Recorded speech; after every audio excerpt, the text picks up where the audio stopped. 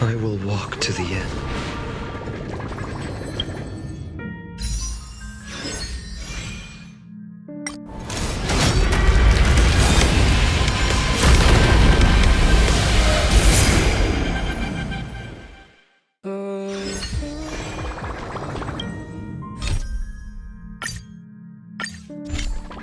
Following the return of the core flames of reason and death, Aquila is the only titan that we still need to campaign against.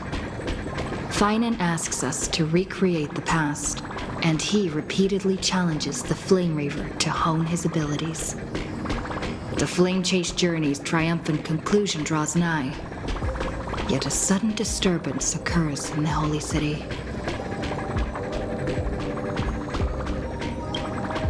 Using the Council of Elders and the Cleaners, Aglaea made sure that her fall paved the road forward for the Flame Chase. Amidst his grief, Phainon takes up the mantle of leadership, giving a speech to unite the people. Cipher also returns on a mission, promising to protect Kefali's core flame while the Flame Chase party is away from the city. With the help of the Twilight Courtyard's last descendant of the sky, Hyacine, the party ascends to Aquila's flying fortress. Hyacine resolves to fulfill the duty passed down over generations of her family, only to discover that the glorious feat of Seleucus the Day Thunder Knight campaigning against Aquila was nothing more than a blood-stained lie. At the same time, in the city of the dead dragon's bones, Cipher contends with the Flame Reaver, who comes seeking the core flame. Though she holds out for some time, she is no match and is slain in the end. But she had already given Kefali's core flame to spirit thief Bartolos, ordering them to wait for an opportunity to deliver the core flame to Phainon and the others. The Flame Chasers fight together to defeat the Sky Titan, which has become a combined being of the god and a mortal. As they are trying to escape from the Eye of Twilight, the Dawn device suddenly goes out, and Hyacine is forced to return the core flame early and remain in the sky to bear divine authority, becoming the protector of the people. Following Cipher's death, the divine power of trickery dissipates, and the 1,000-year dawn of Akama that is sustained by her lie comes to an end. The Holy City is met with the merciless invasion of the Black Tide, as the powerful Flame Reaver moves in ever closer. At this moment of crisis, mydei, castorice, tribbie and cyrene, Cartonus, the Holy City Guards, and Don Hung all lay their lives on the line so that the Deliverer would have the chance to complete his mission. After making sure that I would remain safe, Phainon enters the vortex of Genesis alone.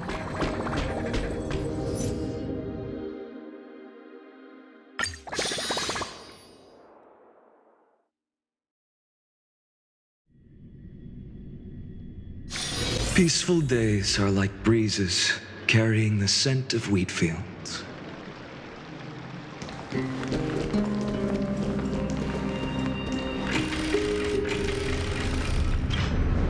Please stay close to us. We need to rendezvous with Lord Don Hung. We will do everything in our power to clear the path for you.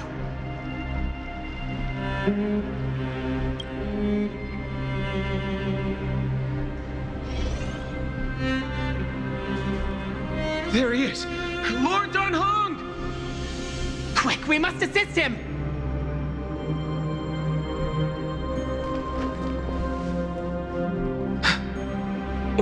What are you doing here? Where's Phainon? We're under Lord Phainon's orders to escort both of you to safety, no matter the cost. Leave this to me and the Holy City Guards. Zeph, take them and go. Wait, Mnemosyne.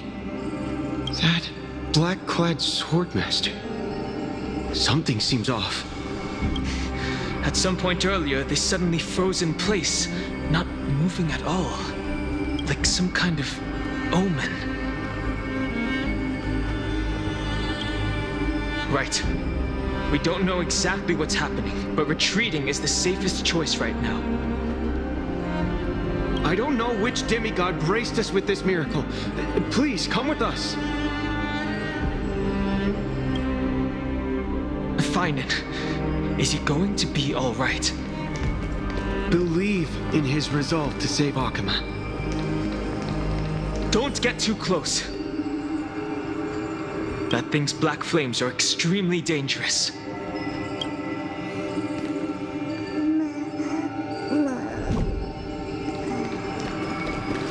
Don't get too close. That thing's black flames are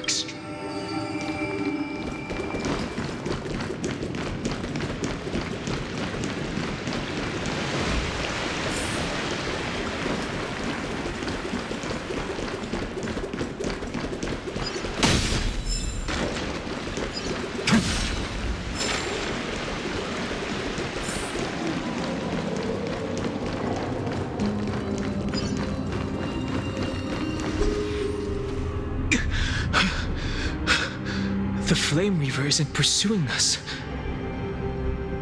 Could this really be some kind of divine intervention? We can't stay here for long. Lady Trine's sentry gate is just outside the city. Let's keep moving.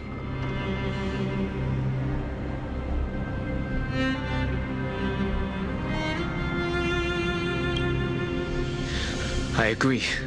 But Phainon, he must have struggled a lot before making this decision. For now, let's get back in contact with the Express and plan our next move. That's the safest course of action. We need more information. On that note, I have a proposal. Who's there? I hope to convey a message to the two nameless. Mr. Screwllum? Who are you? Stand down. I order you to maintain a distance of 10 paces. It's okay, guard. This one is not our enemy. It has been a while, nameless of the Astral Express. I'm glad I arrived in time to stop that black-clad one from harming you further. So it was you.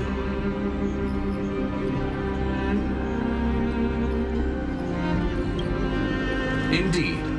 Madame Herta invited me to meet with you, nameless. Rest assured. You two know this anti-Catherine? Does he come from the same people as Counselor Lygus? Don't worry, guard. This gentleman is an ally of the Trailblaze. Would you mind giving us a moment to speak in private? Of course. We'll wait nearby. Please, stay safe. I fully understand your situation. For now, the only thing I can do is temporarily freeze that black-clad one in place. Time is limited, so I'll keep this brief. The place where you stand, Amphoreus, is a world constructed from data and memoria, an experimental field of a certain eon. And now, this isolated sandbox world is rapidly falling into a third path: destruction. Destruction. Conclusion: if Amphoreus continues unchecked on this course, a Lord Ravager will complete its evolution and metamorphosis and emerge from the surging tides. The cosmos as we know it will suffer irreversible consequences.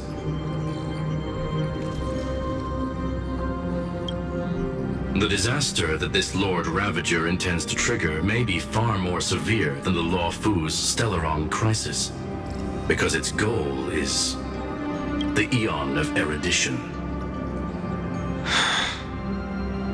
Putting aside the complex details of the inferences involved, I have a request to make. For one of you nameless to stay behind on Amphoreus, acting as an informant, in order to prevent the wrath of destruction from ravaging the cosmos.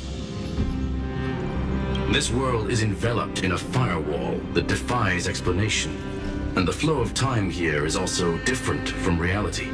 Madame Herta and I can only tear open a gap and project images inside.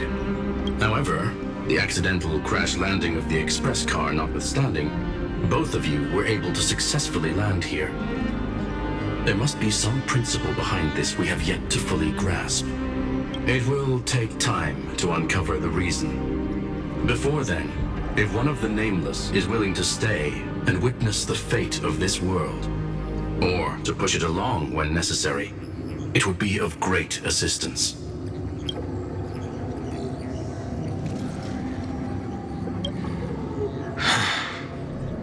Mr. Screwllum, I believe you. So I only have one thing I'd like to confirm with you. As Amphoreus is already facing its end, how can we guarantee the safety of the person who stays behind? Look at this, if you would. This curio is called a chronocognitive anchor. The two of you may view it as a kind of space anchor in the world of erudition. As long as you carry it with you, your individual data structure will be protected and will remain unaffected by the influence of digital tsunamis.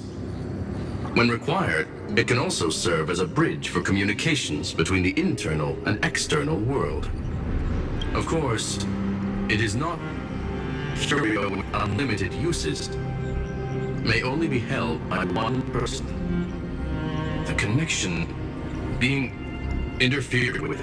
Decide quickly as possible.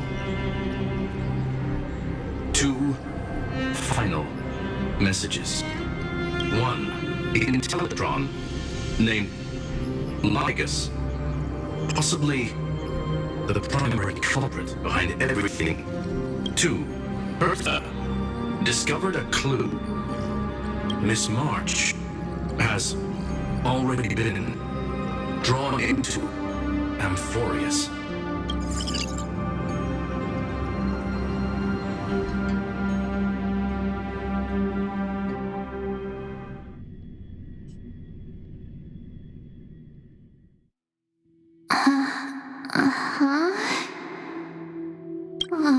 Cold. It's freezing. Hold on. Am I dreaming? This is way too strange. Everything's spinning, and I can see webaboos flying around. But I was literally just talking to Himeko. How did I...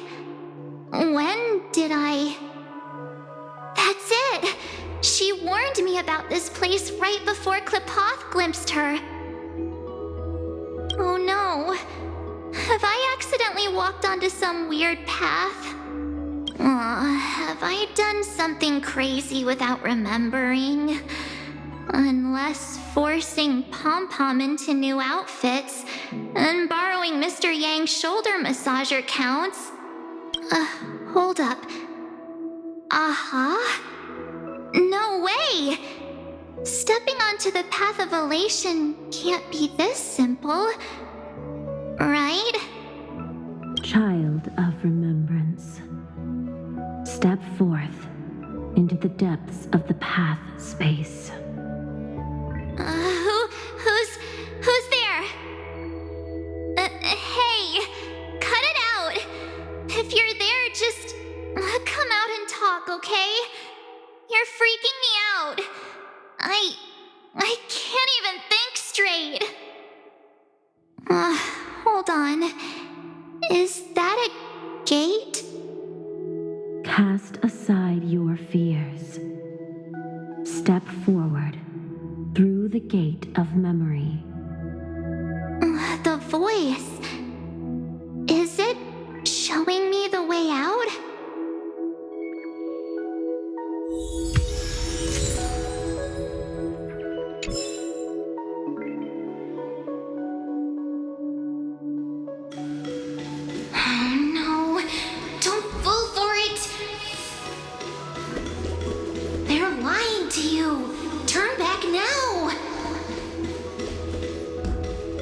Another voice? Who now?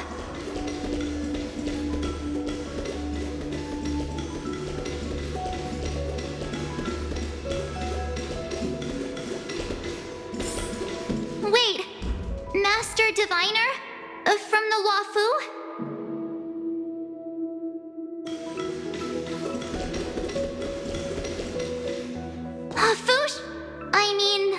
Master Diviner, what brings you here? And you, Miss Messenger, do I know you from somewhere? Good to see you again, March. A pleasure to see you, Miss March. That's it! Master Diviner used the Matrix of Prescience to help me search for my memories. And you, Miss Messenger, we met in that memory space. You said to me, "The value of your life does not lie in what happened in the past, but in the present and the future." Your memory serves you well. March, I conducted some experiments with the 6-phase ice you left us. Thanks to the Garden of Recollection, the Matrix of Prescience has made a breakthrough in extrapolating the past. Now, we might be able to bypass the obstacles and look directly into your history.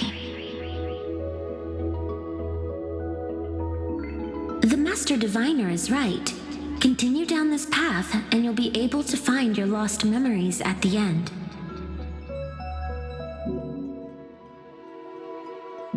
Since we last met, you've grown much alongside the Trailblaze. You should be strong enough now to bear the weight of your past.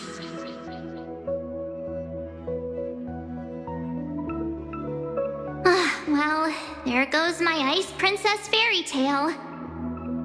I need to know, Master Diviner, Miss Messenger, this isn't just another dream, is it? If this is real, why reach out to me at this exact moment? The situation is dire. Your lost memories, they're crucial to the Garden of Recollection. She's right. The Garden of Recollection's existence hangs on your memories. The Garden of Recollection. You may not want to sacrifice anything to preserve the garden for now, but in time, you'll understand. Your destiny and the path of remembrance are extremely closely intertwined. Now go. So, I just walk through that gate? This way, March. Your past awaits beyond the gate of memory. Stop! They're just mimicking people from your memories! That voice again.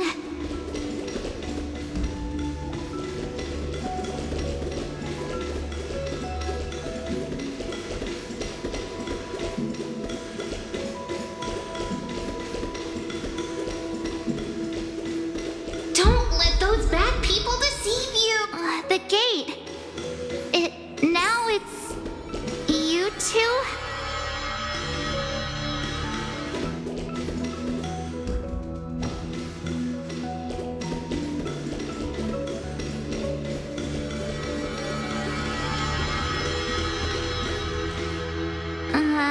Hey guys! What are you doing in a place like this? March! There you are! Finally. The trailblazing journey just isn't the same without you. Traveling's no fun without you around. Well, duh! What's Team Trailblaze without its star member? Wait a sec. You might look like you two, but... We understand your confusion. The Garden's allies helped us establish this neural link to reach you. The Garden's allies? You mean Miss Black Swan? Yes. She helped make this possible. Keep going, March. Find your past wake up and travel with us again. That sounds really tempting. Finding my past and continuing to trailblaze new worlds with you? Trust in yourself, March. It's gotten us this far, hasn't it? Follow us.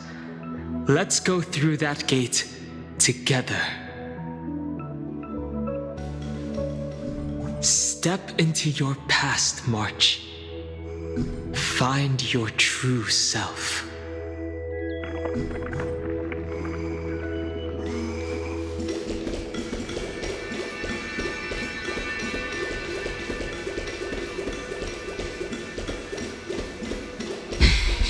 Wait up! Slow down! Those words sound so sweet. But keep your eyes open. Don't let them fool you. Let me see.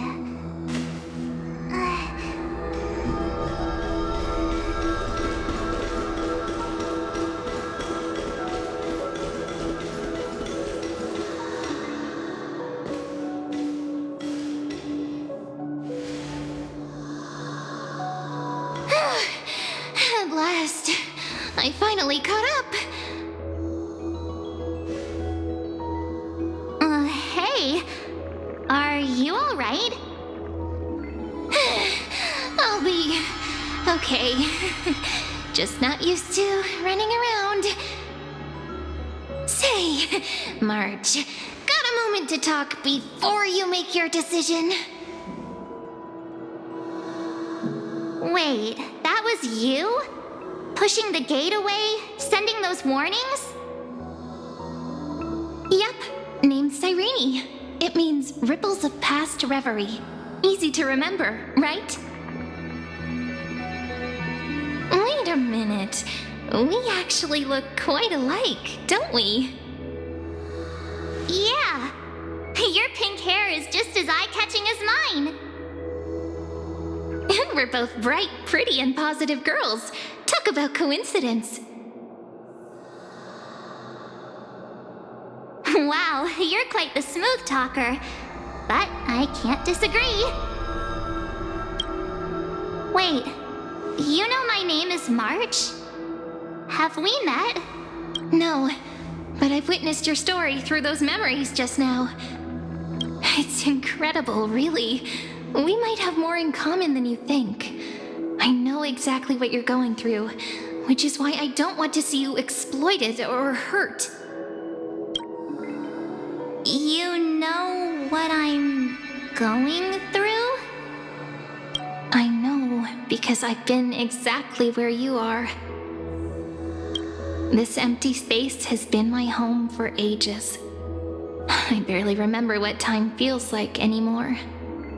But there's something I'll never forget.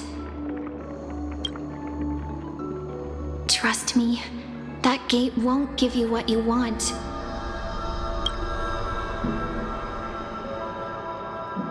You mean those people? They're lying? Luring me into a trap? Yes, convincing, weren't they? They've studied your memories, using your deepest wishes against you. How dare they manipulate a young girl's feelings like that?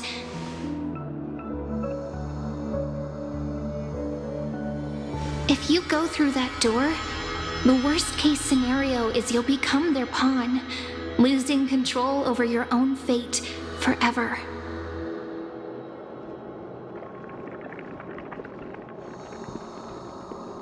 You've seen what's on the other side? I may be stuck here with missing memories like you, but I still recall fragments of my homeland where I grew up.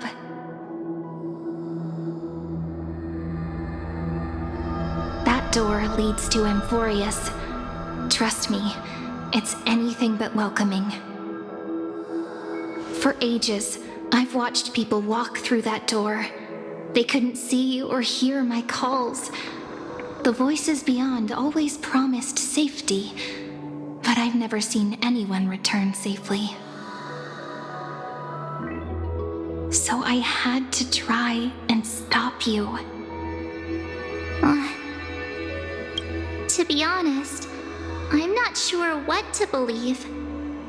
But the fact that you're here, putting in all this effort to warn me, that means something. Tell me, Cyrene, how can I return to my world? It's really easy, actually. Just turn around and walk away from this place. The girl cannot be trusted. Through the door, save the garden. Both of you, children of remembrance. They never give up, do they? But don't let them sway you. Stick to your path. The return journey could take ages, longer than most lives. But that path will lead you home.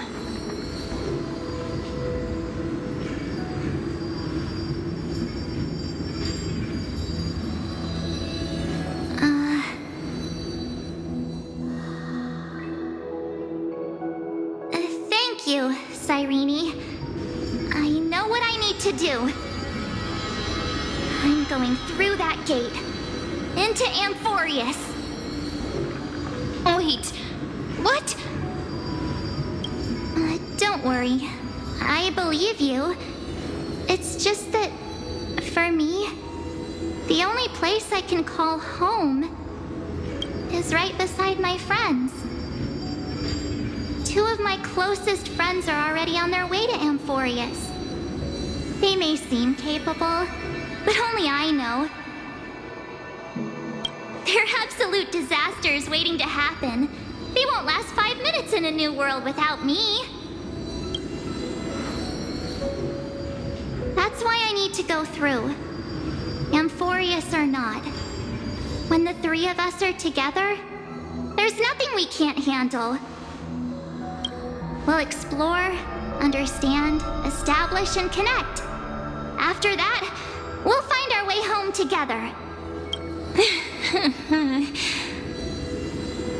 I see. You've got people who mean the world to you, too. That is so heartwarming. March, if that's what you've decided, you have my full support. Birds of a feather we are, looking all sweet and innocent, but with hearts of fire. Oh, stop. You're making me blush. Well then, I guess this is it.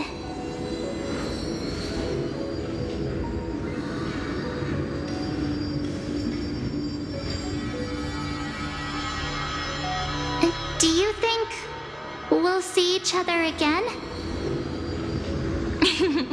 Who knows? But don't worry about me. After all this time here, I've grown quite used to chatting with my imaginary friends.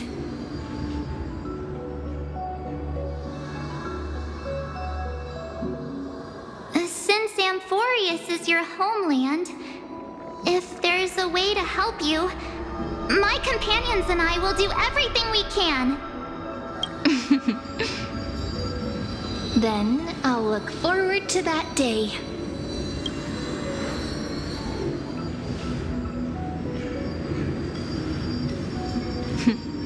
Your story awaits, March. Make it an epic one.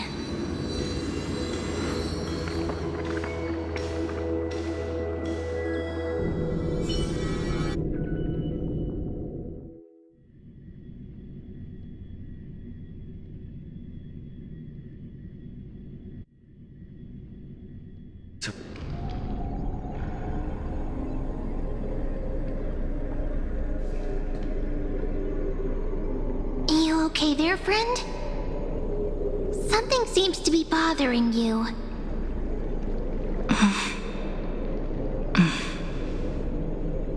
The vortex of Genesis. We made it back. Even this place has changed. phainon. Is he ready for Aranova?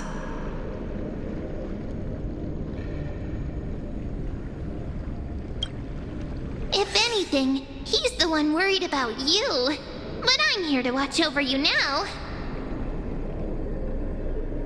If what that machine gentleman said is true, if Amphoreus is destined for destruction, then I'll stay by your side until the very end.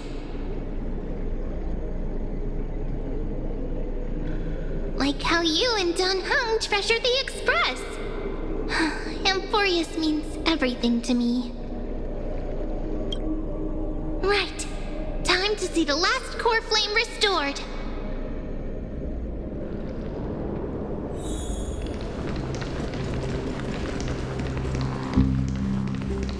Look, there's phainon. And wait. Lygus. Remember, screwllum's warning.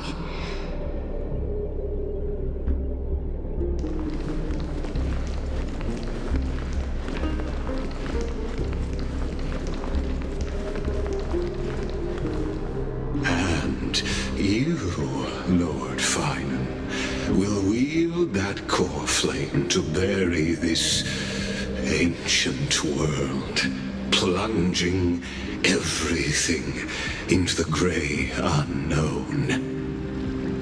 None of that matters now. This brutal, flame-chased journey has stripped away my delusions.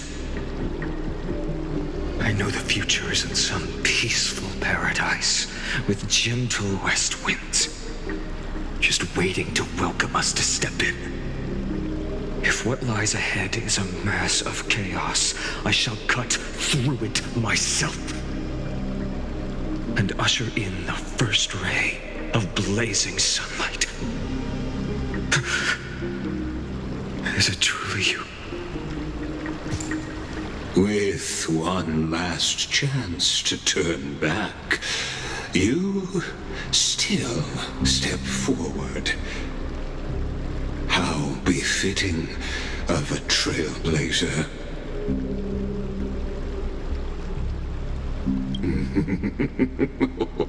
You misunderstand.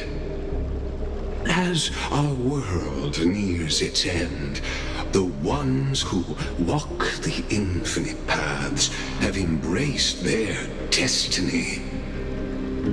As the Theoros, it is my duty to witness the world's future and oversee this final core flame ritual on their behalf.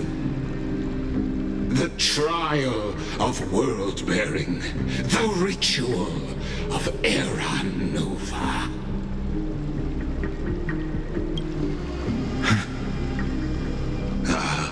I see.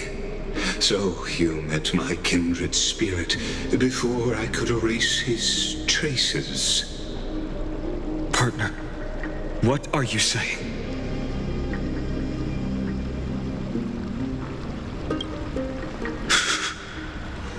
I've had my suspicions. How does a native Antikythera know so much about repairing vehicles from beyond the sky? Lord Lygus, how much do you truly know about Aranova? Tell us everything.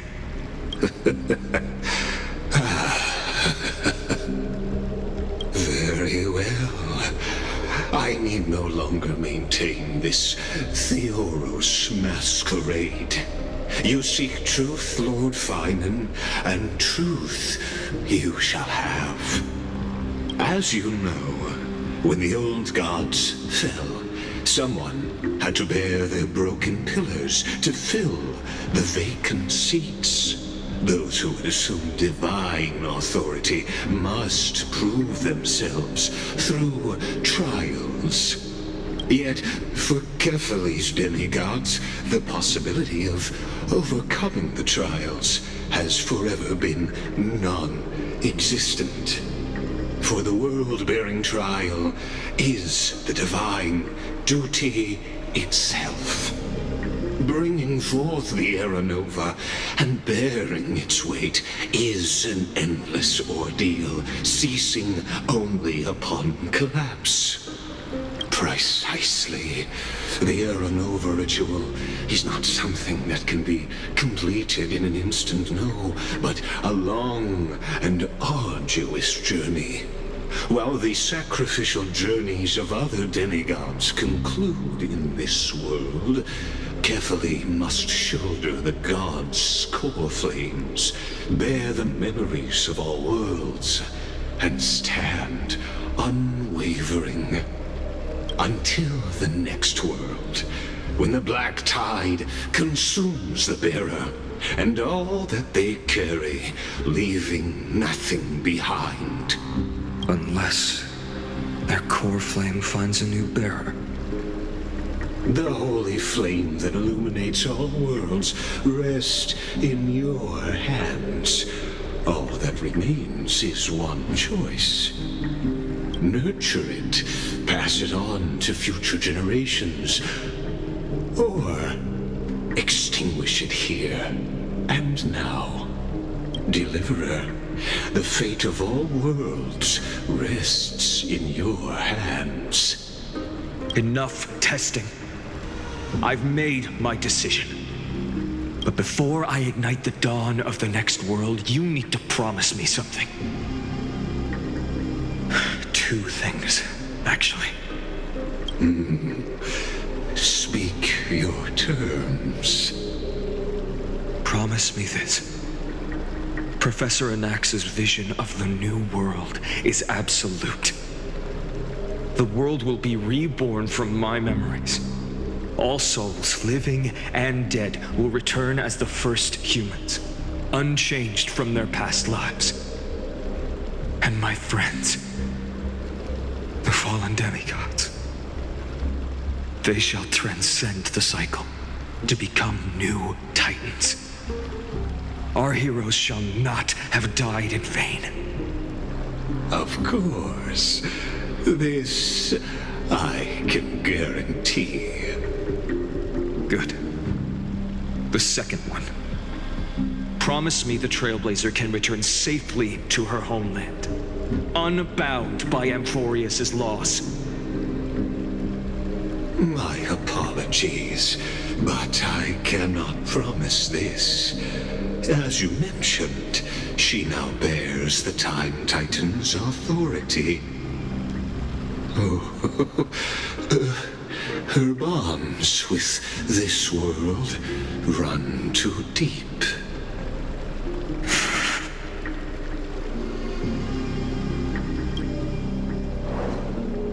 Well, I stand corrected.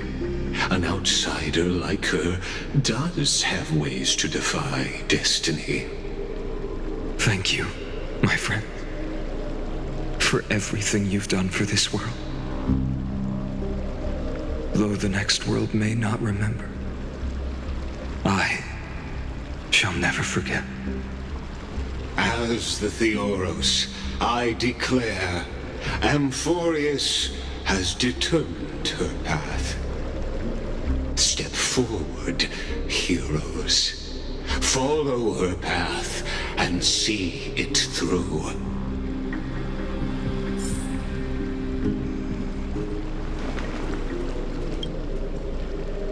Without you, we could never have reached our prophesied tomorrow.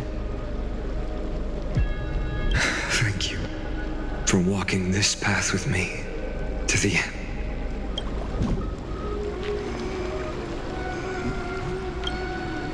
As our world draws its final breath, I stand before you as the Theoros. The world will be moved by your sacrifice, Trailblazer.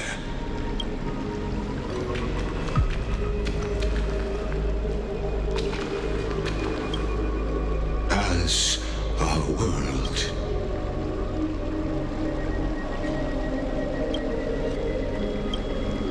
Allow me to reintroduce myself. I am Lygus, once an honored elder of the Akama Council. As the Theoros, I have sworn to watch over and protect every citizen of Akama until the very end. Of course, that alone won't satisfy your curiosity, so let me share something more. Something that means little to Amphoreus, but everything to a traveler like yourself. I, Lygus, am one of the Erudition's many Pathstriders. Through me, Nous keeps watch over this realm, working to save Amphoreus from decay. I don't expect you to trust me based on words alone, but believe this much. When you look at the bigger picture, we're walking the same path, you and I. While the Holy City may honor me, I am but a humble speck before the cosmos. My reach is limited. Your doubts are natural. Let me assure you of this. What's done, I've told truthfully. What's to come, I'll witness fairly. My conscience is clear. To my role as the Theoros, to Amphoreus, and her destiny. I believe all synthetic life shares a common source. We're all children of the universe's eternal mathematical law. So, you see, the answer is simple. That brilliant mind is my kindred, a brother, if you will. The world will be moved by your sacrifice, Trailblazer.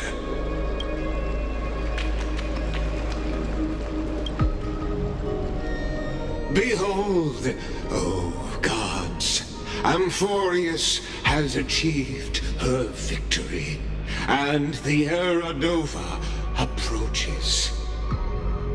The radiant soul has arrived, having walked through the bustling nights, bearing the golden fire and blood, stepping with pride into daylight.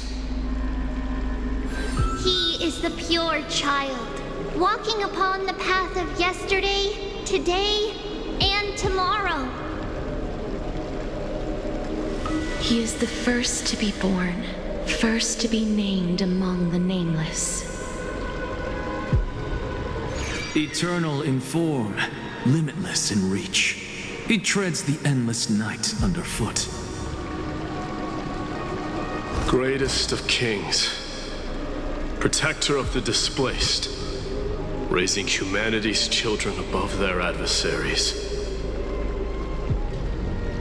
The firmament of molten gold courses through his very bones and flesh. The greatest of schemes reveal against his breath and words.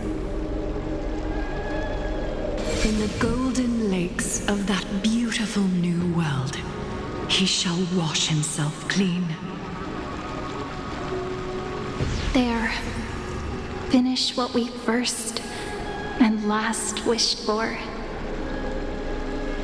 To write an ending unlike any before, for this world we so deeply love.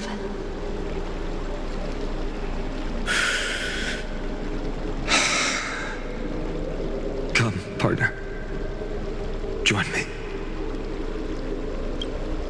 The time has come for us all to face oblivion. Or embark on one final grand journey.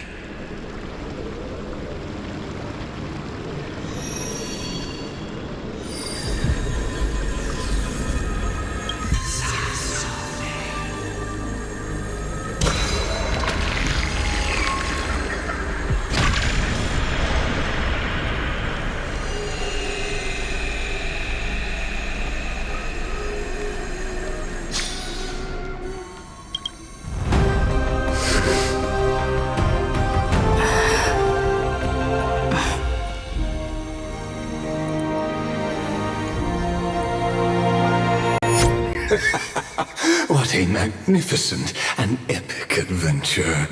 The hero's journey reaches its end, and the truth behind the Era Nova is about to be revealed. Is that truly the case? Here, as the Theoros, allow me to humbly request that you find a moment to listen to what I have witnessed.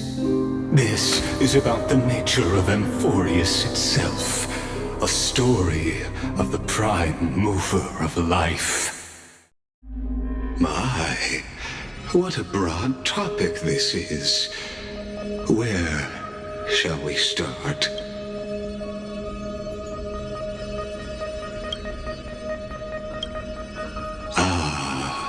Got it. Let's start at the very beginning. The Big Bang, the birth of particles, the emergence of all things. Just kidding. What I mean to say is that time, space, matter, all concepts exist solely because we perceive them. This is called the erudition. Without it, the universe would merely be a chaotic book written by chance, yet unread by anyone. As your acquaintance, Lord Anaxagoras, suggested, everything in Amphoreus exists through new spores, living in the memories of those yet to come. Oh, how beautifully it aligns, revealing universal truths in such simple terms.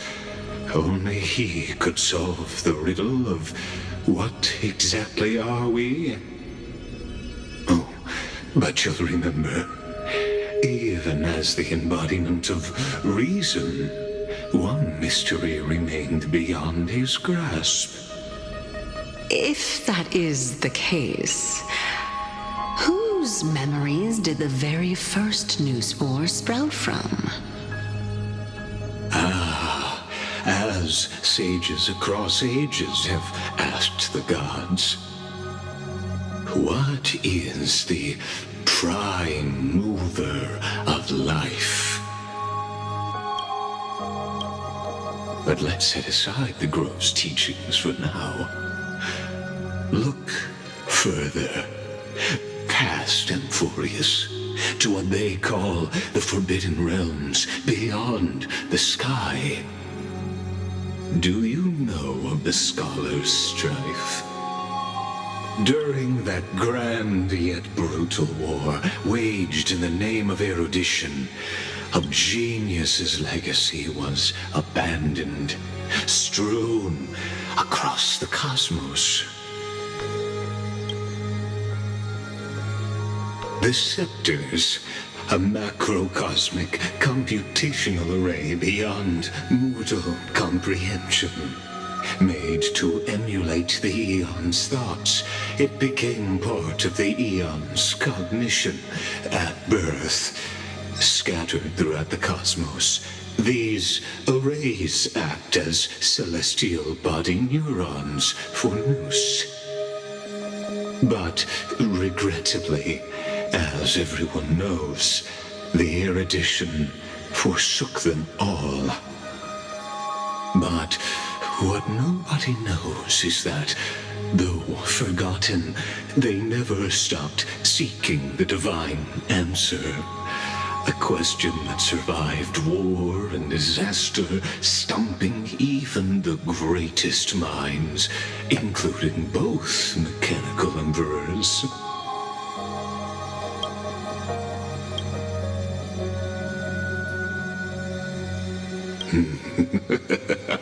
Now, we come to the real truth of Amphoreus. What if, hypothetically, a scepter found the answer to the prime mover of life? If through endless solitary extrapolations in the cosmic code, the one deemed as a failure by the eon of erudition found proof through the ages, what would happen? Perhaps the answer is simpler than you'd think. From a perishing neuron devolved into true life, reborn through the gaze of another eon.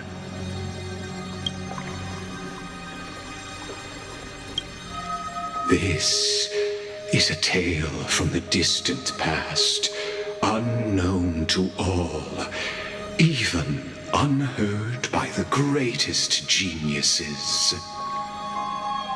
Now, let's leave the Scepter's story here, returning to where we began.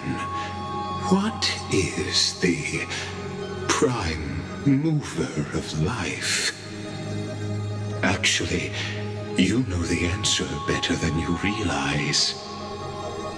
It's been by your side, accompanying you throughout this long journey.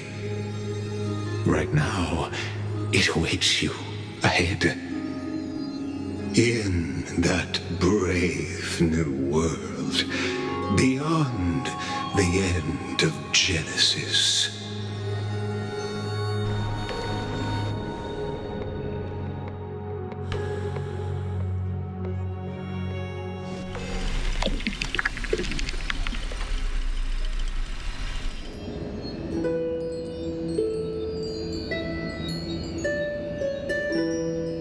Take this wish with you. Be the one who begins it all.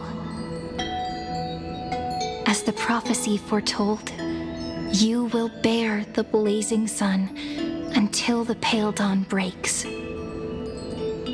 Continue onward, bearing this world upon your shoulders until the ashen hero, the nameless deliverer, ushers in the dawn.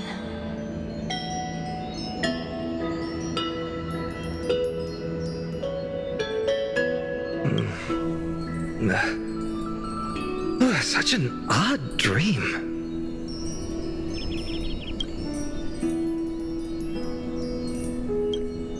Strange.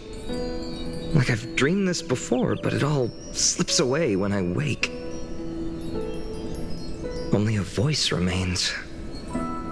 Who was that?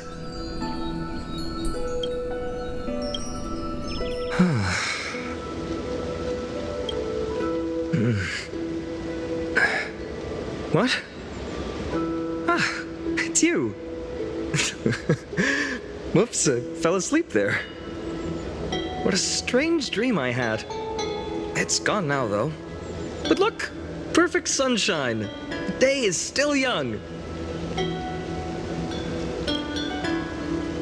Let's go find Cyrene, partner. We promised to be there for her oracle card reading today. It's right about time. Looking at you, someone's still half asleep. Tell you what, catch some fresh air first. I'll hang around here.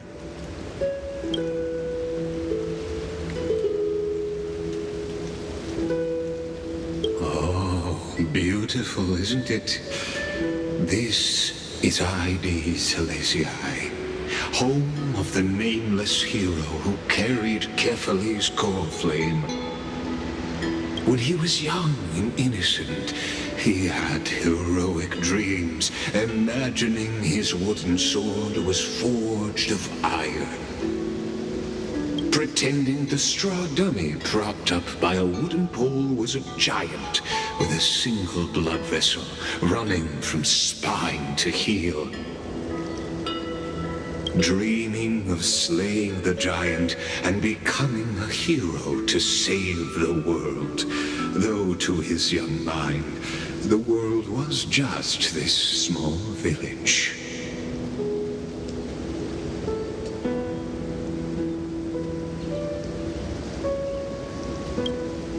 Sharp as ever. Indeed, these memories you witness are the first steps of his journey. These are his first memories. Rather than watching, why not join in? Think of it as immersive theater. Become his lifelong closest friend, witnessing his hero's journey from the best seat in the house, as the nameless hero whose unwavering guidance shaped Phainon's destiny, yet whose name was never recorded in Amphoreus's history.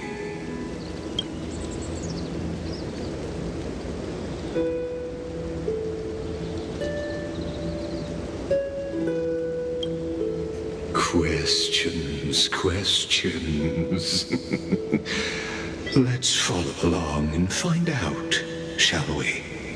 Many mysteries lurk in this village beneath the veil of Evernight. Your questions will find answers as the story unfolds.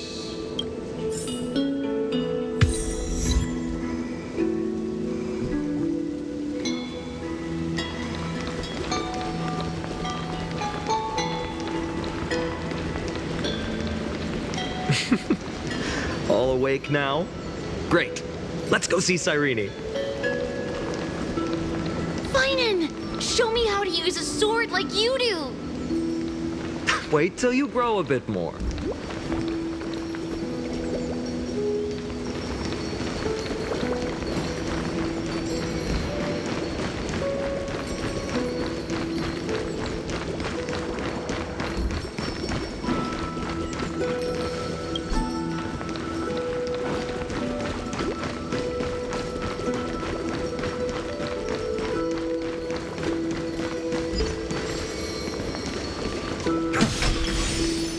Hey, Phainon!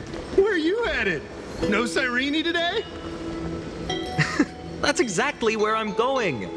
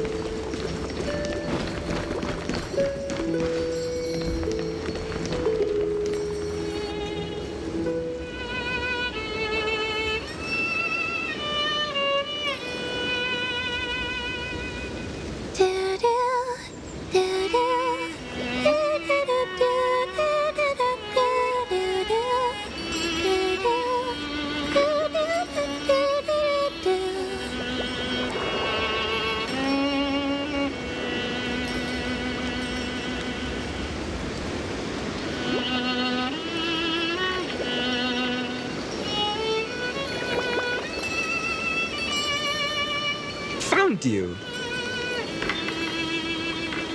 That...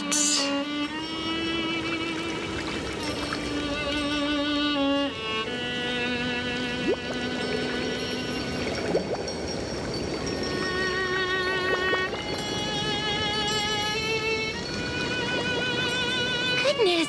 Look at you rushing about! You've got the poor swing all startled!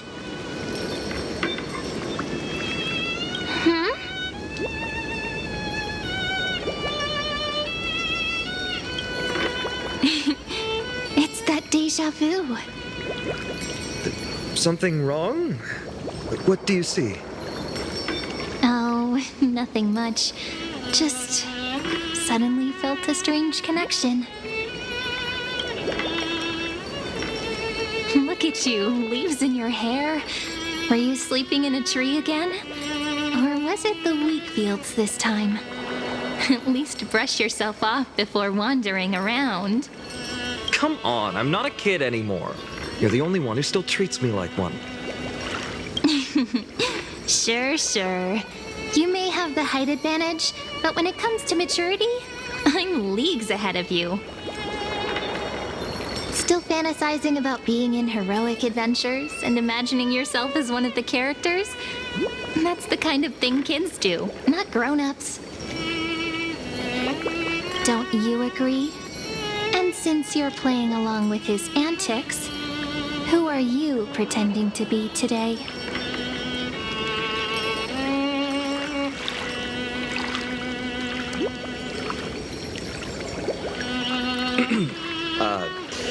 Today, she's going with Invincible Galactic Baseballer. Switching roles again? What happened to being the valiant hero from a distant shore who made that solemn pact to learn the sword? Spare me. Can we not bring this up? Speaking of which, what about those oracle cards?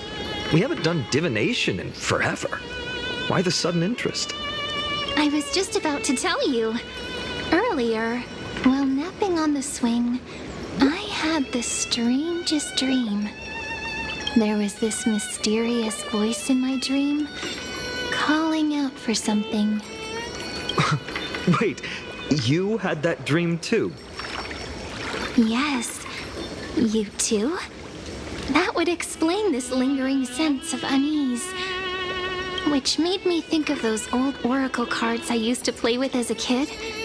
Though the Ornyx prophecies were always hit or miss. Yeah, all the kids would get so excited drawing cards like ruler or warrior, but throw fits over devil or drunkard and demand a redo. If you just redo it when you don't like the result, what's the point of divination? The blessing of childhood. Believing the gods might not notice our little corner of Ide Silicii, willing to let our small deceits slide. Still, fate is absolute. After all, we never really know just how far into the future the prophecy extends. Anyway, let's go to our old secret base and look for those oracle cards. Now, where did we hide those? I can think of a few spots. Let's go check it out. In a village this size, I bet all our childhood treasures are exactly where we hid them. Mm-hmm. Time must be keeping them safe for us.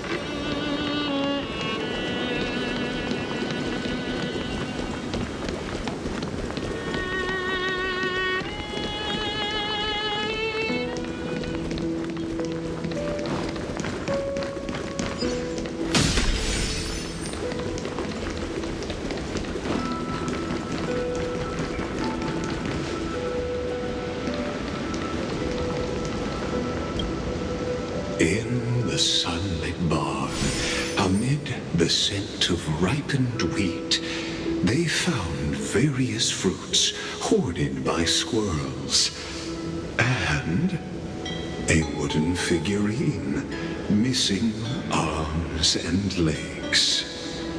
My unfinished little soldier? After all these years! Hey, this is the one Mrs. Pythias confiscated. Finally back in my hands. Phainon, Cyrene, where are you two headed? Speak of the devil. Mrs. Pythias, is school out already? No classes today. This morning, I used fallen leaves for a reading, seeking Ornyx's wisdom. They warned of potential injuries, so I gave everyone a holiday. Besides, it's harvest season. There's plenty of other work to be done, even without classes. With you being our only teacher in Ide Silicii, you must be working so hard. Anything for my students. I don't mind the work. When you travel far from here, you must visit the Grove of Epiphany for me, to see what a true haven of wisdom looks like. By the way, what are you looking for in here? You've been searching quite thoroughly.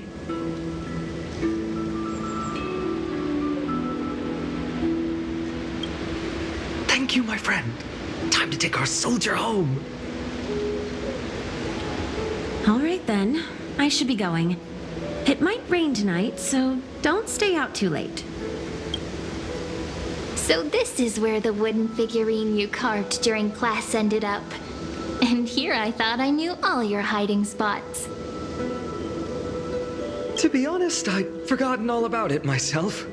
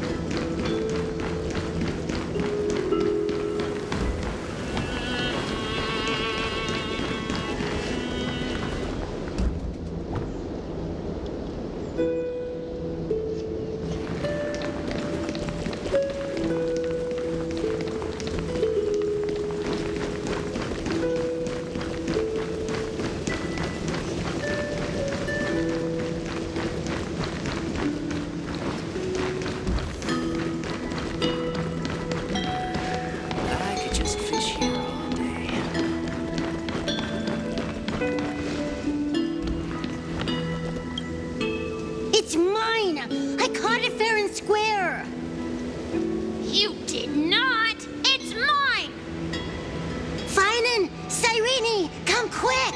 Look at this huge bottle I just caught! Give it here! My rod, my catch! I only let you borrow it, remember? What's got you two so worked up? Here, show me.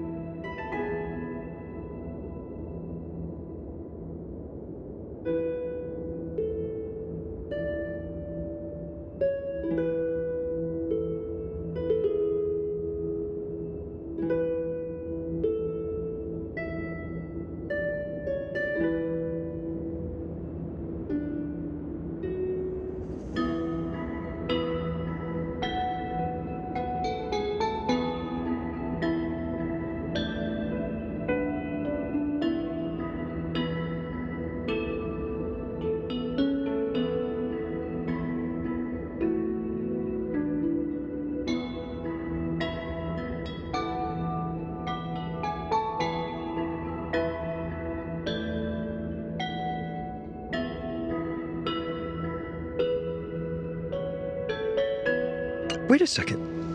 This is my old Wishina bottle. How did it end up here? Ooh, I want to see. What did little phainon wish for? Not happening. This stays sealed. Tiso, Livia, dinner's ready. Oh, coming, Mom! Finally, I'm starving. See you later. You know what's funny? I really thought tossing that bottle into the sea would carry our wishes beyond Ides Elysiae. Maybe even bring something back to us. Never thought the waves would end up pushing it back ashore.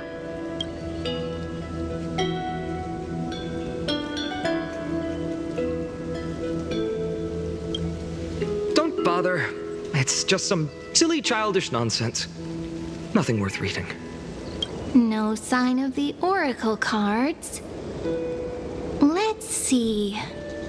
Ah, there's one place we haven't checked yet.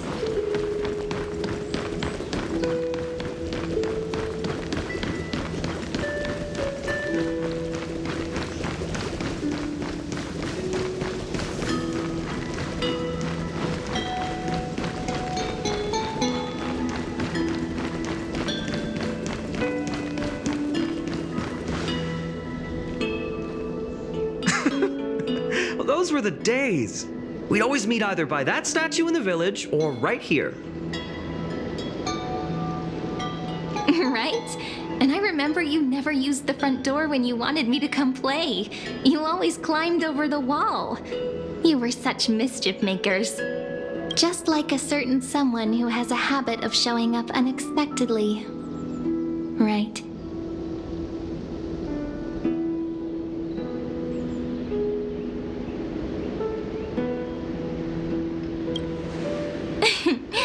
I bet she said something clever just now. Hey, I was just copying those storybook heroes. They never take the beaten path. Still, it's embarrassing. I've been the only one here for a while, and I haven't kept up with the cleaning. With so many spots to check, where should we even start?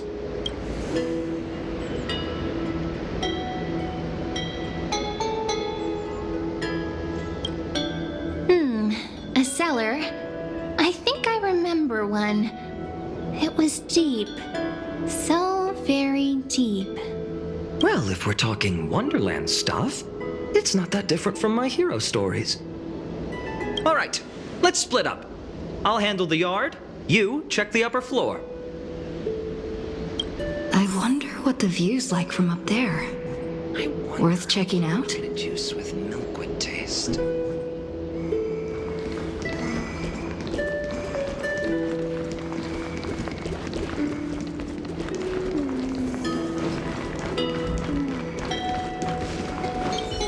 Leave this to me, partner. Want to bet who finds the oracle cards first?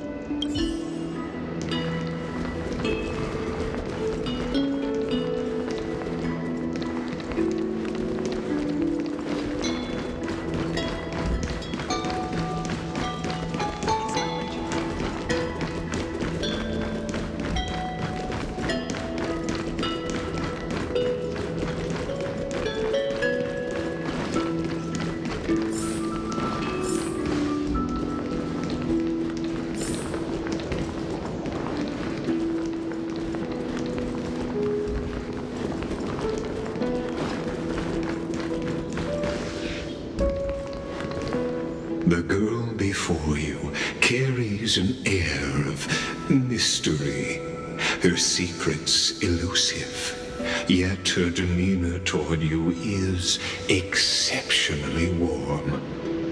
You can't help but wonder, could there really be some kind of mental connection?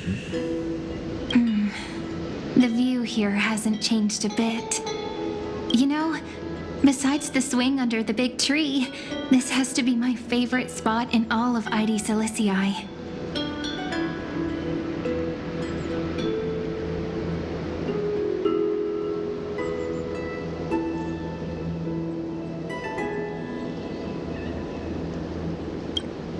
You can't help but want to hum one of those old songs we used to sing.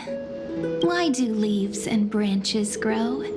Which way does the wind blow? They always said I'd become the next priest of time, just because I heard prophecies as a child. But here's the thing.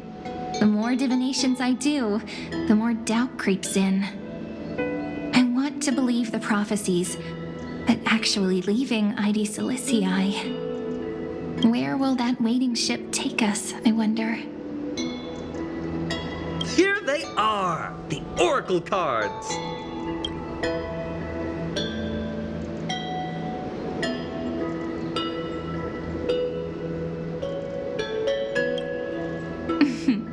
Guess reminiscing makes us take our time, doesn't it?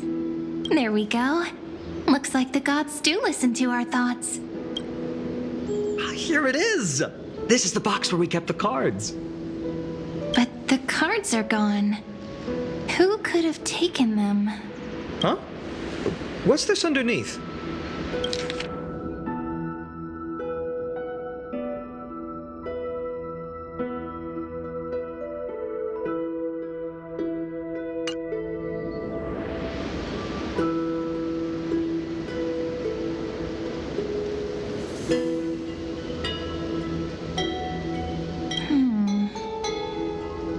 I see now. Those sneaky little ones. So that's what they've been up to. The ones from Membran's Maze, you mean? Yep. Let's head to the back of the courtyard.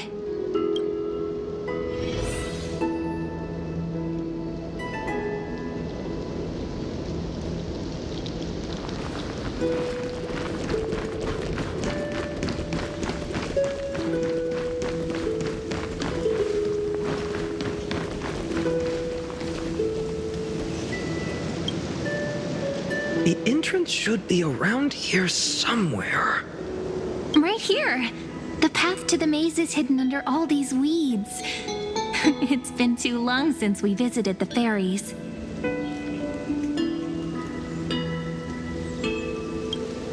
Did you forget? We used to visit them all the time when we were little. All right, let's do this. These weeds need to go.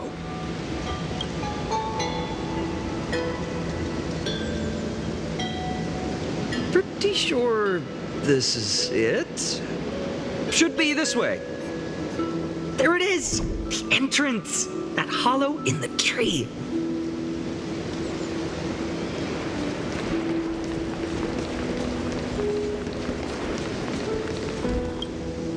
Once you get through the tight squeeze in the hollow, you'll reach their dwelling, the Remembrance Maze.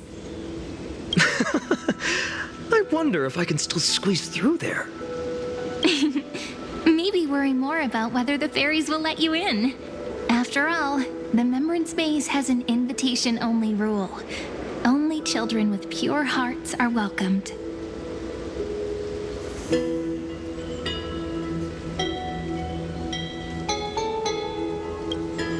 Lead the way then, partner. Regardless, how about we try getting through the hollow first? After you, then. What? Oh, sure, I'll go first. So hasty, as always. Looks like it's just us now. Care to finish that chat? To be honest, from the moment I saw the cute note left by the fairies, my intuition became even more certain. Perhaps when we step into the maze again after all these years, the wheels of fate will finally start turning.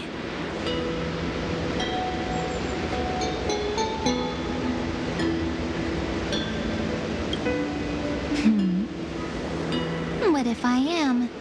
What would you do? Just kidding. Don't read too much into it. But you know what? Even if fate is set on its path, no matter where it steers the world, if we're together, there's nothing to worry about, right? So, if you're willing, forget it. If the wheels do begin to turn, that's when I'll make my request.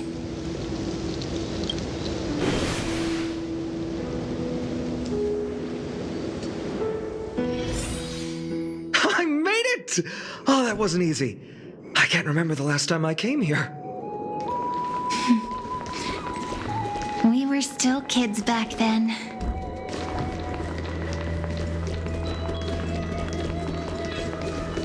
Wait a minute.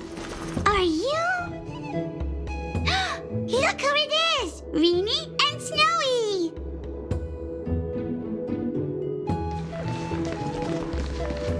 Whoa! Look who's finally back, Memmy! Snowy, you've grown so tall and dashing. I couldn't even tell it was you at first. We had to grow up. Sometime. But look at Reenie. She hasn't changed one bit. How fascinating. Perhaps I'm like you, Rayleigh Mem. Just another fairy of the maze.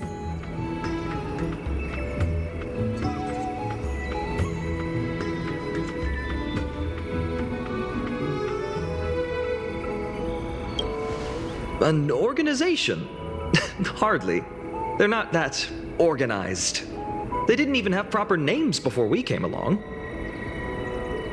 Dolimem, Rayleigh-mem, Mealy-mem, Folly-mem. I've missed these cute little troublemakers. We used to gather around the fire, singing and dancing, imagining all our future journeys. Without coming back here, those memories might have faded away entirely. Oh, how good you, Snowy. You swore you wouldn't forget about us, but you were gone so long, you almost did. Oh, he's just copying those bards from his stories, being all melodramatic. He couldn't forget about you all, even if he tried. Actually, we're here for the oracle cards. Have you seen them? Oh, the oracle cards. Right. The chief asked us to get those. Chief? You mean Dolimem? What do they need the cards for? If they want a reading, they could just ask me. Oh, I'm not sure. But Chief specifically wanted to meet with you all. Let's see. They should be... That's it! This way, everyone! Watch your step. The trunk's slippery.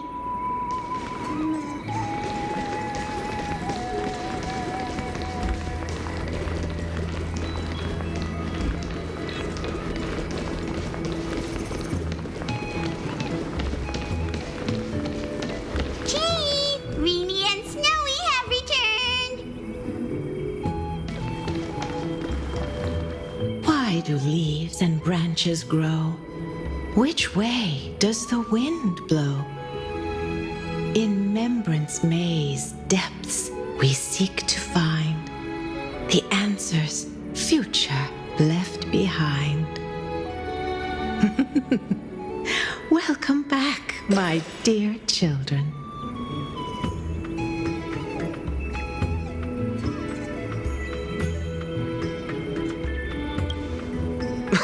Right?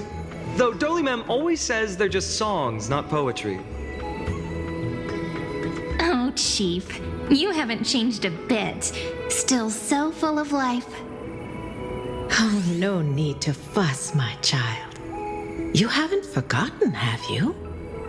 As long as our songs are sung, the children of the maze will live on. Just as our paths stay forever linked. Here, take it. I'm sorry I had to resort to such methods to bring you here.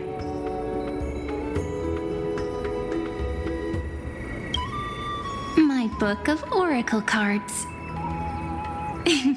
Thank you for keeping it safe. You know, you can always just ask if you want me to divine something. Still, bringing us here like this after so long. Is something wrong, Chief? Yes. The Veil of Evernight whispers to us once more. It tells of a new fairy who will soon enter the maze. Indeed, every time a new fairy arrives in the maze, it means that beyond the veil, in the vast lands far from Ides Elysiae, a great calamity is on the horizon. But if that's the case, our journey... Will have to be cancelled. If disaster's coming, we should stay in Ides Elysiae just to be safe.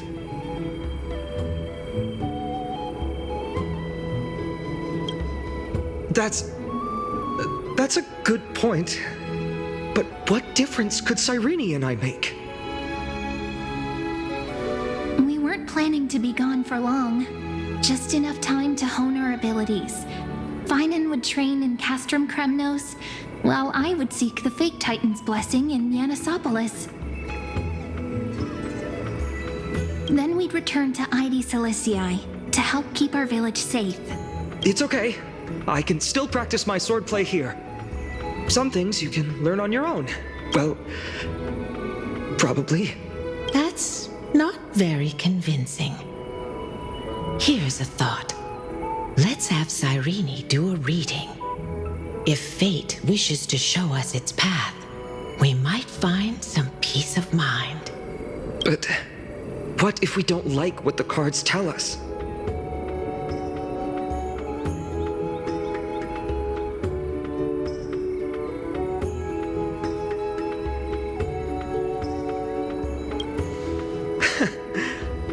Never thought of doing it that way before.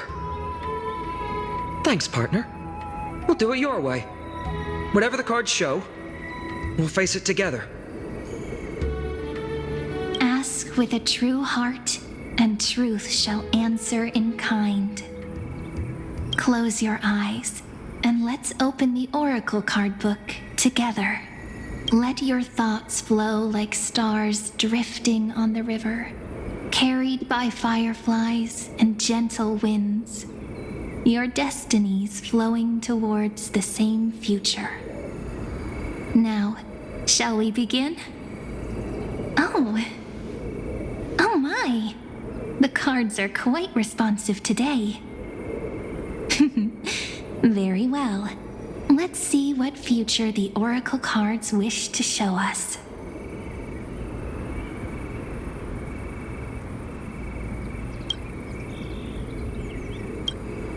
Behold, the Weaver.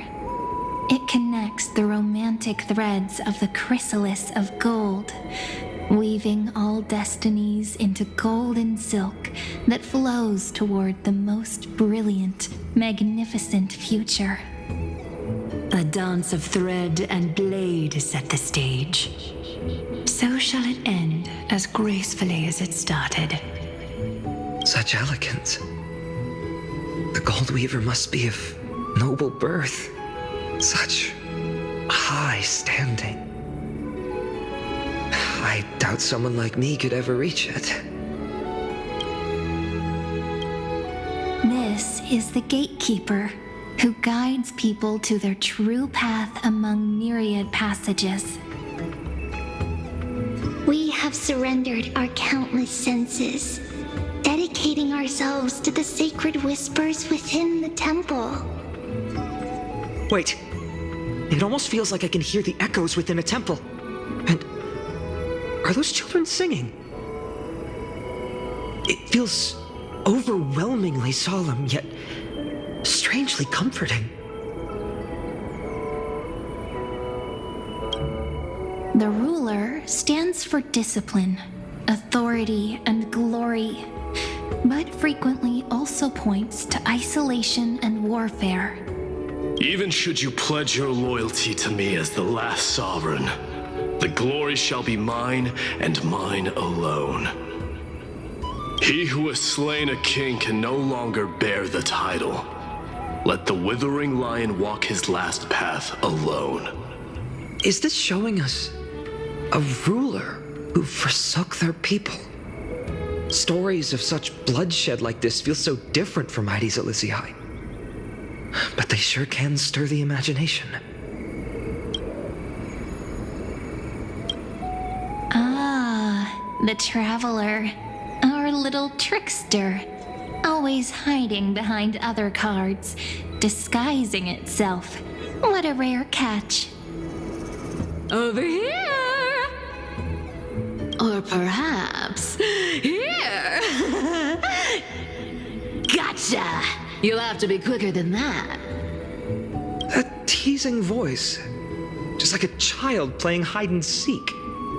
Surely only a master of mischief could pick up this card.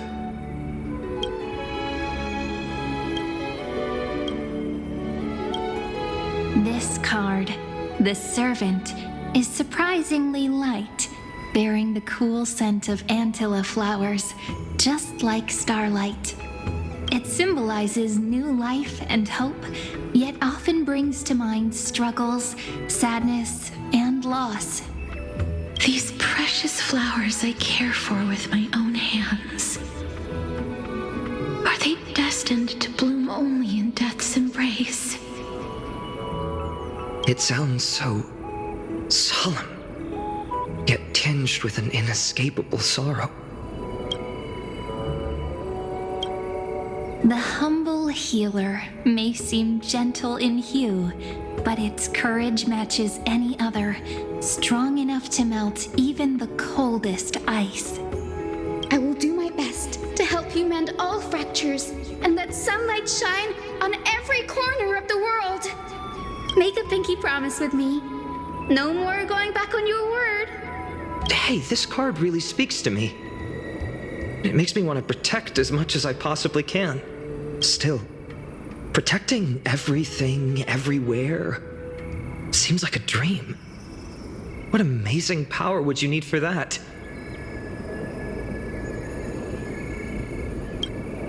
Behold the scholar, bearer of many names, the grand magician, the great performer, the eye of wisdom, and the defiler of Circes. Oh, there's just one card. With all those titles, I was expecting a whole deck. A dromus draped in finery will suffice. It's succinct enough to best summarize my true nature. Wait, what's with that condescending tone? It's almost as if it knows what we're about to say.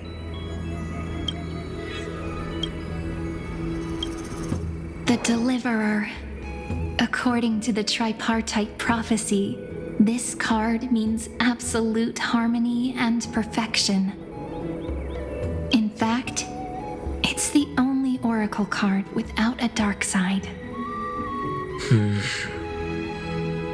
What, no divine whispers this time? Oh, silly. This is simply the card you drew for yourself. The sleepy village of Ides Elysiae, in just one fleeting moment, welcomed an array of legendary figures. The Weaver, Gatekeeper, Ruler, Traveler, Servant, Healer, and Scholar. Their stories and wishes showed the village boy glimpses of a world larger than he'd ever imagined. They brought tales of raging battles, of cities crowned in holy light, and of wonders beyond his understanding. Each story so far removed from his simple village life. Once, these were just images on his friend's oracle cards, and yet destiny now stirs in resonance with the maze. And now, they are right in front of one's eyes. The Deliverer? This card again. Ah, my child. It seems you're destined to bear the wishes of many, to answer the world's call. Bear their wishes? Yes, just like Kefali, standing eternal atop the mountain. My parents, they only wished for me to grow up, well, to help around the village, stay out of trouble. Mrs. Pythias wished for more books in her little schoolhouse. Wanted us to all learn and grow. And little Piso, he wants to grow up strong like its father, to become a hunter. Is that my purpose? To fulfill their wishes? Perhaps. For a true deliverer, such wishes are but droplets in an ocean. After all, Kefali bears the weight of the entire world. Right. How could any human possibly measure up to a Titan? I wonder too. Perhaps... What's this? What you see are futures written in the cards. Or rather, the people you'll meet on your journey. Sometimes, fate can guide us when we're lost. Let's consult fate itself. Maybe then we'll know why we must take this path. And learn just how many burdens one must bear to become a true deliverer.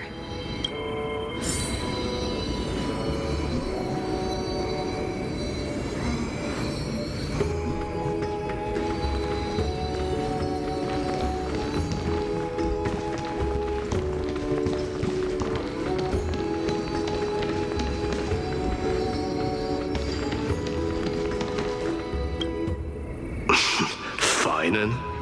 Since when did you become so timid, asking such juvenile questions about wishes?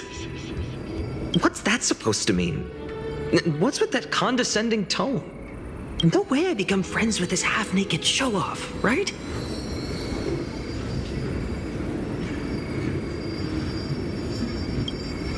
Horrifying. Is that really something I'll enjoy one day? What are you mumbling to yourself now? Whatever. The wishes of the Kremnon warriors are done, but I survived 1,000 deaths only to fall to a coward's blade. That masked flame reaver who struck from behind. Phainon, you look... Never mind. That blank look tells me you're completely lost.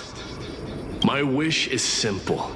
One honest duel, face to face, blade to blade. Then I'll strip away that mask with my own hands. Nothing but violence and vengeance. This person's wish is nothing short of brutal. Still, those eyes burn with the noble pride I've read about. This wish, I shall not forget.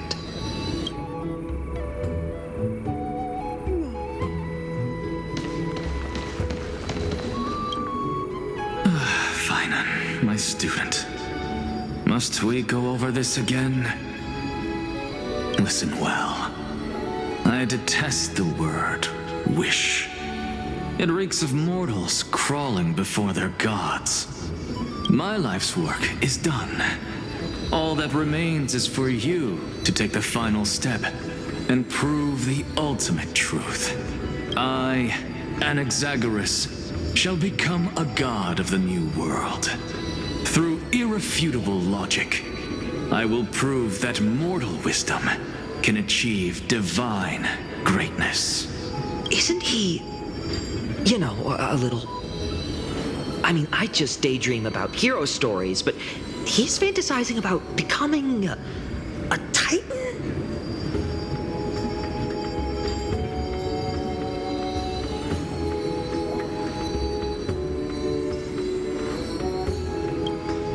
Well, that's something.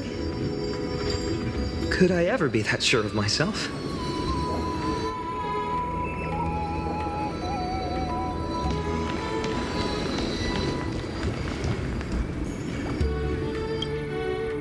Well, if it isn't our little deliverer. My wish. Just let me wine and dine and soak up the sun for another millennium or two. I mean, what's the point of dying rich if you never lived rich? Right, Princess Homebuddy? Cipher, that's not how I see it. My one wish is to find that missing piece in my life. To feel someone's embrace once more. That warmth. I've felt it before, and it's my dearest memory. And speaking of riches, for someone with all those treasures behind your divine power, you've led a pretty cheap life. Ouch! Where did that come from? Right for the jugular, huh? What about our friend from the Grove? My wish came true before I touched the sky. I transformed my healing power into gentle sunlight, distributing it equally to every life I cherished and loved. You two are so selfless, aren't you? No surprise Aglaea wanted you for the flame chase journey. You know what? I did have one wild dream. To know what it feels like being born a noble lady, drowning in riches. Just think, if I traded places with that seamstress, me in the mansion, her on the streets. I'd like to see if she'd still become the gold weaver then. Maybe I'd even take her place.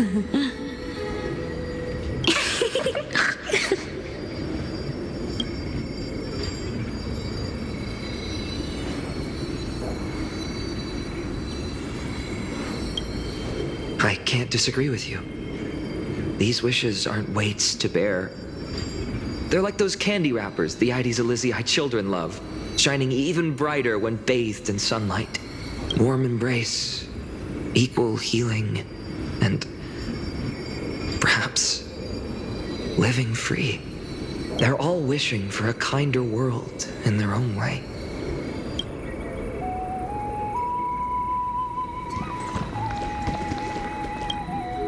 Personal wishes? I have none. Only the era nuva matters. The world's rebirth. Yet, if I am to weave a new era, then it may be one where kindness and her cleaners shall never tread. These crawling parasites have no place in Akama, especially not under the deceitful claim of human rule. That noble lady, the way she speaks, it's like ice in my veins.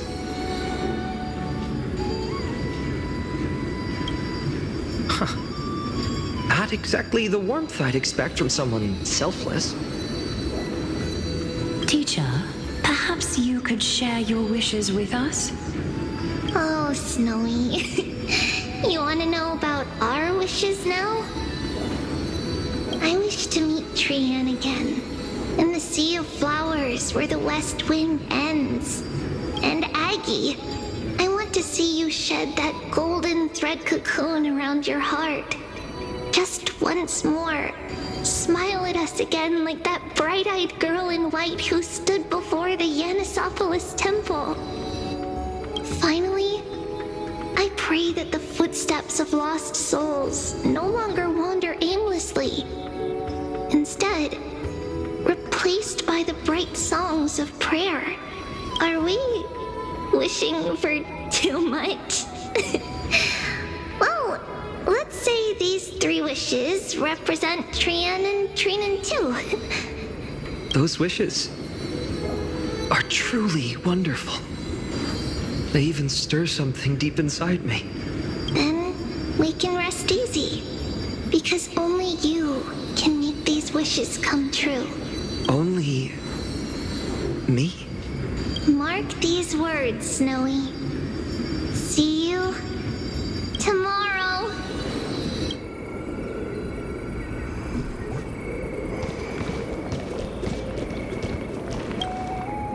So tell me, has the uncertainty in your heart begun to fade? So many faces in my future. So many wishes. Still, why would fate choose to show us this path? What's weighing on your mind? Didn't you say disaster would strike Amphoreus? If so, shouldn't Cyrene and I stay in Ides Elysiae? How could we possibly meet all these people?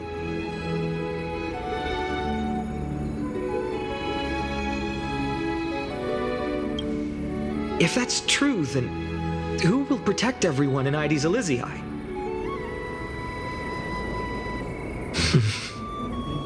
Cyrene, may I have that deliverer card? Of course. But why? Although those voices, visages, and wishes may seem far away now, I can't ignore the sense that something is calling me, bidding me to take a hold of it. Maybe its true weight can only be known once it's in my grasp. In that case, accept this gift. Oracle cards carrying time's wisdom, blessed by Orynyx. May they journey with you, become your memories, and spark rippling waves of change in times to come. I'll hold these words close to my heart, but now that I'm holding them, they don't seem all that different from ordinary playing cards. What? What's happening? Everyone, we've got big trouble, Mimi! Burning, smoke everywhere. It's all coming from beyond the maze. What's going on? It's here. The seeds of disaster have already taken hold. Sooner than we had foreseen. This time, not even the veil of Evernight can shield us. You mean Ides Elysiae will be swept up in the prophesized catastrophe? I'm afraid so. My children, take shelter in the Membrance Maze. One step outside, and this horror will consume you both. But my parents, the whole village.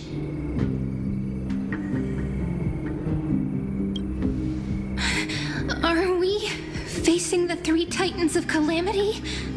This is beyond any Titan, beyond any danger you could overcome with strategy alone. It's an unspeakable horror that twists all life into abominations that never bleed nor cry. Even Titans fall to its corruption, burning from within until only empty shells remain, knowing only death and destruction. The Black Tide. That's what this calamity truly is.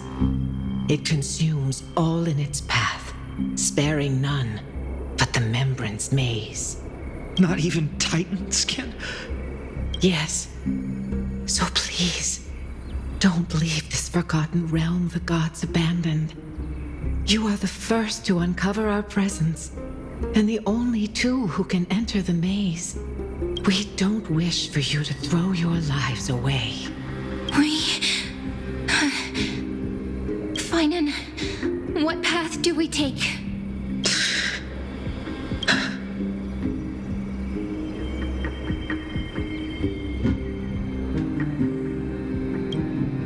I learned the sword to protect those close to me. If I run now, I'll never be worthy of lifting a blade again. Then we know what we must do. Indeed, our friend is right. We must take action. Forgive me, Chief, but Ides Elysiae needs us. And as her child, I must act. Very well. Make sure you protect yourselves. With me, Cyrene. Join us, my friend. Even without a sword, I'll take a rake. Even with the roughest steel, I'll keep our home safe. Deliverer. The card's truth extends beyond its mere literal meaning. There's another hidden layer within. Not someone perfect from the start, standing high above, casting merciful gazes upon the world, but one who starts small, from a humble village, expanding their world within step by step, learning to save others as they grow. When we were little, I told him I wished this world would never need a deliverer. Now that wish has shattered. Yet I'm glad he's chosen to walk this path. And all of this happened because you believed in him, friend. Shall we? It's only when you're by our side that Phainon and that our hearts find their courage. I know you're watching us right now. Aren't you, great hero from the future? Oh, deliverer. Such cruel irony. Though destined to bear the world's burden, this boy can never become the hero to bring forth the dawn.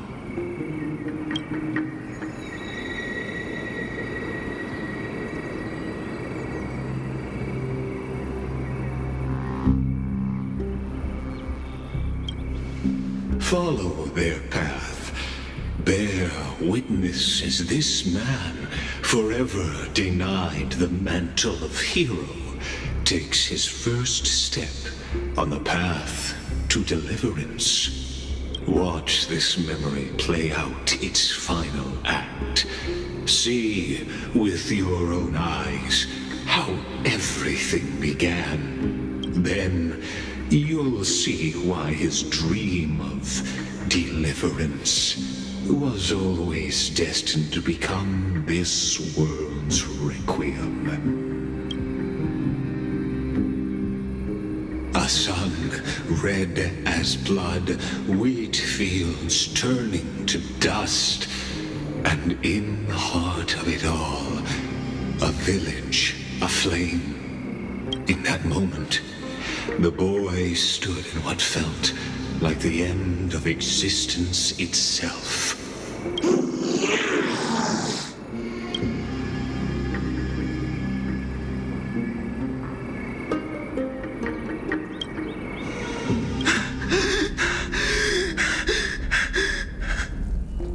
These creatures, they're everywhere. Someone, anyone, where are you? No, it can't be. Why did you? Are you talking to me? I don't want to die. Weren't we best friends forever? No. That ribbon. Olivia.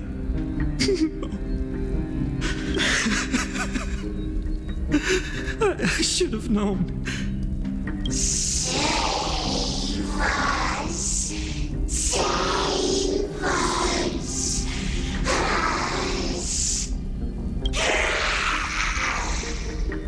Please.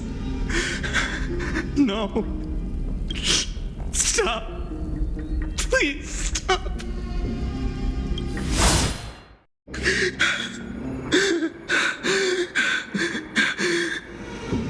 Olivia, I'm so sorry. And these monsters, they're all... Why? Why is this happening?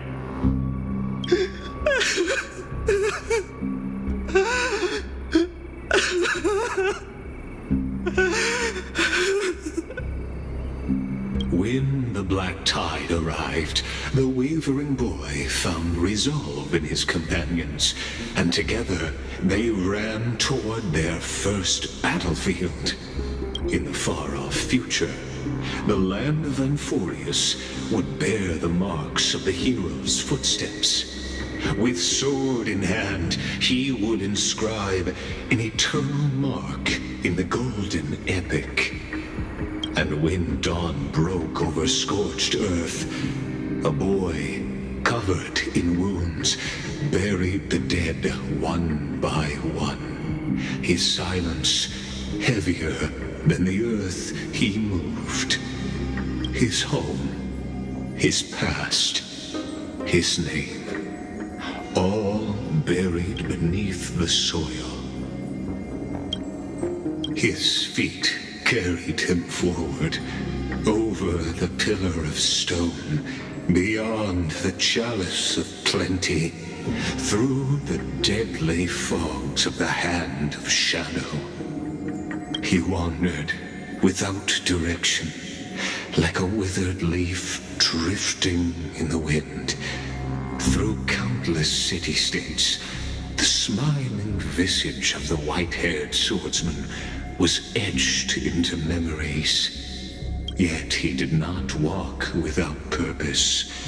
Deep in his heart, a voice always guided him forward to fulfill the wishes he had inherited, to brave peril, and to do all that was within his power to save those who needed saving. Those words his friend spoke long ago, when his journey began, lingered. Protect those who must be protected. The words were few, but they gave him all the certainty he needed. That's what it means to be ordinary and choose to be more. Onward he walked, until the call of the flame chase journey thundered across the land. In the vision painted by prophecy, humanity would triumph over the gods, seize the core flames, and ignite a new dawn for Amphoreus. Yet losses are a constant on the flame chase journey, where life too seems as small as a speck of dust. Only one who treats the world as their teacher can bear its eventual destiny. Are you prepared for such teachings? The voice within spoke, and he answered softly. No matter. My existence is of no consequence. When the Gold Weaver called, he answered, traveling to the holy city. There the elders met his warrior's spirit, with nothing but scorn, condemning him to the barracks in derision. No one saw it coming, not the world, not even him. Yet, this nameless recruit stood at the gates of legend. And there, at last, he found the ones who would walk his path right beside him.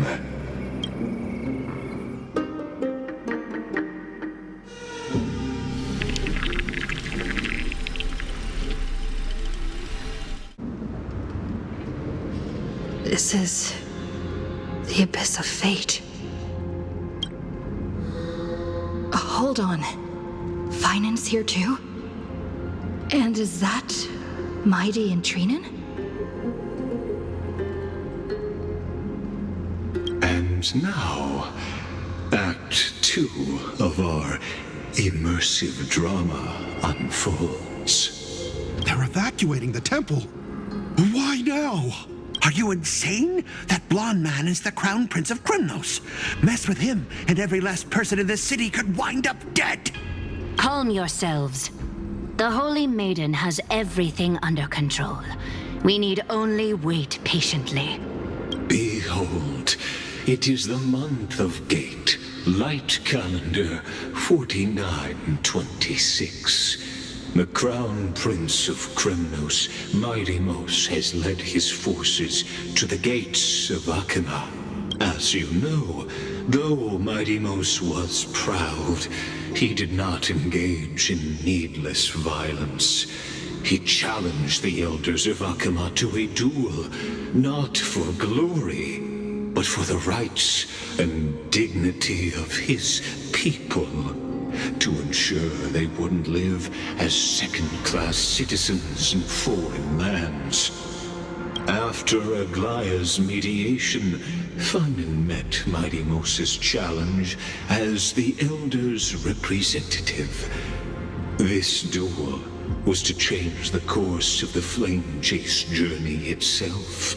So, as phainon's most important companion, his lifelong friend, please continue to bear witness to his memories.